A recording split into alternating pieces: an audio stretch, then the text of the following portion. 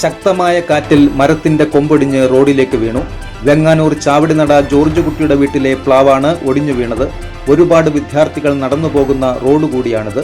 ഒരുപാട് സ്കൂൾ വാഹനങ്ങളും ഇതുവഴി കടന്നു പോകാറുണ്ട്. നിരവധി ട്യൂഷൻ സെന്റർ ഇതിന്റെ സമീപത്താണ് പ്രവർത്തിക്കുന്നത്. മരം ഒടിഞ്ഞു വീണ സമയത്ത് റോഡിൽ ആരുമില്ലാത്തത് വൻ ദുരന്തമാണ് ഒഴിവായത്.